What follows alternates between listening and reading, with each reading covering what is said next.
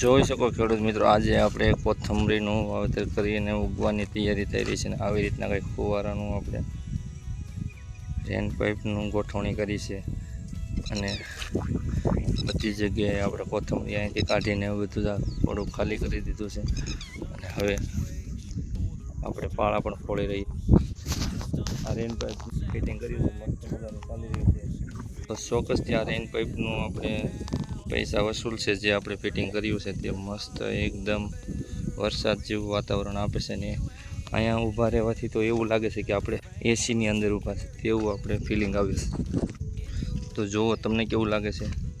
અને આપણે કોથમરી વાવેલી છે. હા, કોથમરી ઉગવાની તૈયારી થઈ ગઈ છે અને પારી ઉગે છે અને આ એકદમ વરસાદ જેવું પણ સારું એવું મસ્ત એક ડિફરન્ટ અને અનોખું આપણે આ દાણા ઉગવાની શરૂઆત થઈ ગઈ છે. એકદમ મસ્ત અને રેન પાઇપથી બહુ જ મસ્તનું ઉગ્યું છે અને પાણી પાવાની જરૂર નથી પડતી, આનાથી જ પી જાય છે. આપણે 1 થી 2 કલાક ચાલુ રાખી દઈએ તો મસ્ત એકદમ ઠંડુ અને પિયત આપી દેશે.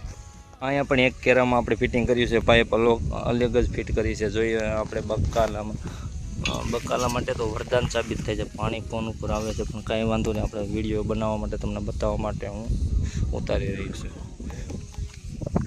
જુઓ ફુવારા અહીંયા ચાલુ છે, 1 લાઈન અહીં કરેલી છે અને 6 લાઈન ઓલા પણ કરેલી છે. દેખાતું નહીં હોય તમને કેમેરામાં, પણ થોડુંક આગળથી દેખાય. મારી ઝીણી આંખોથી તો સારું દેખાય, પણ અહીંથી જો આવું બધા જમાં એવું છે. અને આ એક દોરાની દડી પડી રહી હતી તો તેને લાવું છું. વાહ, શું નજારો જોવા મળી રહ્યો છે. આપણે અહીંયા રેન પાઇપનું ફિટિંગ છે અને અહીંયા જોવા મેઘધનુષ જોવા મળે છે.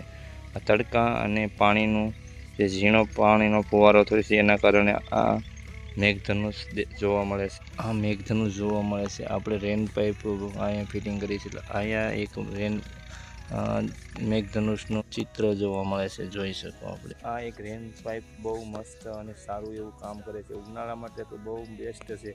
જો તમારે પણ આવી રેન પાઇપ વસાવી હોય તો આપણે કોમેન્ટ બોક્સમાં કોમેન્ટ કરી દેજો. હું તમને એનો કોન્ટેક્ટ નંબર આપી દઈશ, જેનાથી તમે પણ આ થોડા પૈસામાં સારું એવું વળતર આપી શકે. આ બાજુથી તડકો પડે છે એટલા માટે તમને થોડુંક જોવામાં સહુલિયત નહીં આવતી હોય, પણ ઓલી સાઈડથી સામેથી જોઈને તો મસ્ત જોવા મળે છે. આપણે આગલા વિડીયોમાં જોશો કે કેવું જોવા મળે છે. કેવો લાગ્યો? સારો લાગ્યો હોય તો લાઇક અને સબસ્ક્રાઈબ કરી દેજો આપણી ચેનલને.